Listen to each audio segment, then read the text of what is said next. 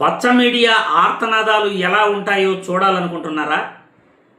అయితే సోషల్ మీడియాలో వైరల్ అవుతున్న వీడియో చూసిన తర్వాత ఈ పచ్చ మీడియా ఆర్తనాదాలు ఎలా ఉంటాయో, ముఖ్యంగా బూత్ కిట్టు ఆర్తనాదాలు ఎలా ఉంటాయో, రాష్ట్ర ప్రజలందరూ కూడా ఎలా ట్రోలింగ్ చేస్తున్నారో ఒక్కసారి ఈ వీడియో చూసిన తర్వాత మీకే అర్థమవుతుంది.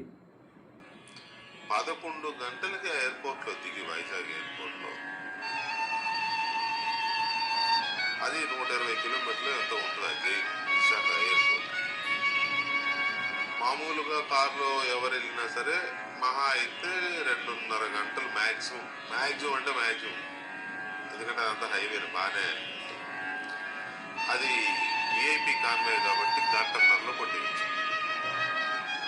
అలాంటిది 11 నుంచి 5 గంటల దాకా అంటే సుమారు 6 గంటల పైగా ప్రయాణించాడు. చూశారుగా, పచ్చ మీడియా ఆర్తనాదాలు చూసి జనాలు ఎలా ట్రోలింగ్ చేస్తున్నారు. జగన్మోహన్ రెడ్డి పర్యటనలకు వస్తున్న జనాలను చూసి బెంబేలెత్తిపోతున్న చంద్రబాబు అండ్ కో వాళ్ళ పచ్చ మీడియా ఆర్తనాదాలు ఈరోజు రాష్ట్ర ప్రజలందరినీ కూడా నవ్వు తెప్పిస్తున్నాయి. ఎందుకంటే చంద్రబాబు పర్యటనలు ఎక్కడికి వెళ్ళినా కానీ జనాలు రావట్లే.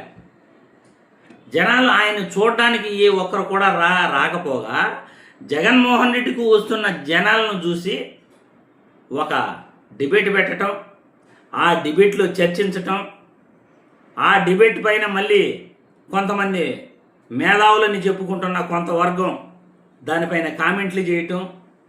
అరే, ప్రజా సమస్యల గురించి పట్టించుకోండి అంటే పట్టించుకోరు.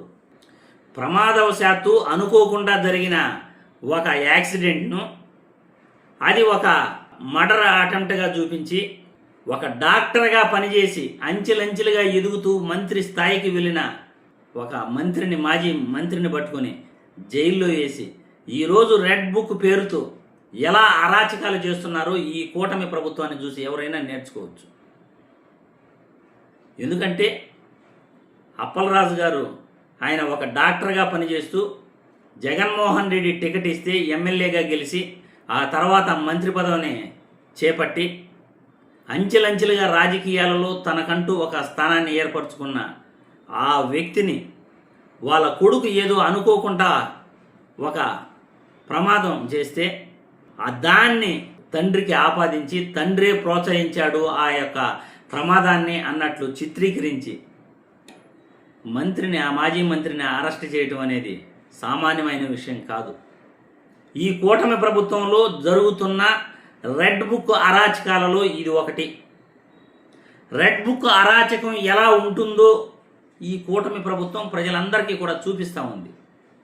ఎవరైనా ప్రతిపక్షంలో ఉన్న నాయకులు వాళ్ళు తప్పు చేయకపోయినా వాళ్ళ కుటుంబ సభ్యుల్లో ఎవరైనా అనుకోకుండా చిన్న తప్పు చేసినా దాన్ని పెద్ద భూతద్దంలో చూపించి అది పెద్ద తప్పుగా ఒక దేశద్రోహం కేసుగా మార్చి వాళ్ళని అరెస్టులు చేసి ఎంత ఇబ్బంది పెడుతున్నారో ఈ కూటమి ప్రభుత్వం వ్యవహరిస్తున్న తీరు చూస్తూ ఉంటే నిజంగా చాలా చాలా బాధేస్తుంది.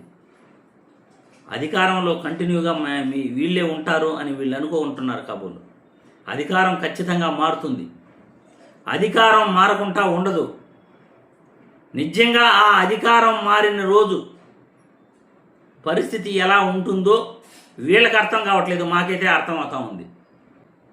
అధికారం మారిన రోజు పరిస్థితి ఎంత ఘోరంగా ఉంటుందో వీళ్ళు ఊహించుకోవడానికి కూడా ఊహలు సరిపోవు. ఎందుకంటే మీ ద్వారా నష్టపోయిన వాళ్ళు గమనుంటారా?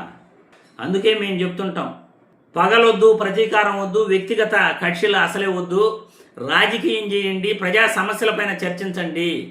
ఈరోజు మీరు విత్తనం నాటితే అది రేపు చెట్టు అవుతుంది. ఇటువంటి తప్పులు చేయకండి అనే పదే మాలాంటి వాళ్ళు చెప్తున్నప్పటికీ ఈ కూటమి ప్రభుత్వం అహంకార ధోరణితో కళ్ళు మూసుకుపోయి చట్టాలను తుంగలోకి దొక్కుతూ అధికారం ఉంది కదా అని పోలీసుల చేత తప్పుడు కేసులు పెట్టించి ప్రతిపక్ష నాయకుల్ని ప్రశ్నించిన వాళ్ళందరినీ కూడా ఇబ్బందులు పెడుతూ ఉంటే ఎవరు గమనుంటారు చెప్పండి? వాళ్ళకి ఛాన్స్ వచ్చినప్పుడు ప్రతీకారం ఎలా ఉంటుందో అసలు వీళ్ళు ఊహించుకోగలరా? ఎవరైనా గమనం ఉంటారా అన్యాయం జరిగినవాడు? ఇప్పటి వరకు ఎన్ని కుటుంబాలకు అన్యాయం జరుగుతూ ఉందో, ఎంతమందిని అరెస్ట్ చేస్తున్నారు, ఎన్ని కుటుంబాలు ఇబ్బందులు పడుతున్నాయో. నిన్న చివరికి ఒక లాయర్, ఒక అడ్వకేట్ను, హైకోర్టు న్యాయవాదిని కూడా బలవంతంగా కాళ్ళతో తన్నుతూ మరి ఒక ఎస్ఐ, హిందూపురంలో జరిగిన ఘటన ఇది. ఎంత దారుణంగా ప్రవర్తిస్తున్నారంటే, ఒక అడ్వకేట్ని కాలుతో దనడం అంటే సామాన్యమైన విషయమా? ఇటువంటి తప్పిదాలు చేస్తున్న ఈ కూటమి ప్రభుత్వంలో పోలీసులను కానీ, తప్పు చేసిన అధికారులను కానీ, ఈ కూటమి ప్రభుత్వంలో నాయకులను కానీ రేపు వాళ్ళకి అధికారం వస్తే వాళ్ళు గమనే ఉంటారా? ఆలోచించండి మీరే. ఎన్ని తప్పులు చేస్తారు మీరు? పోటెత్తిన జనాన్ని చూసి ఈ పచ్చ మీడియా ఆర్తనాదాలు ఎందుకు చేస్తూ ఉంది, వీళ్ళ బాధ ఏంటి అనేది మీరే కామెంట్ల రూపంలో మీ అభిప్రాయాలు తెలియజేయండి.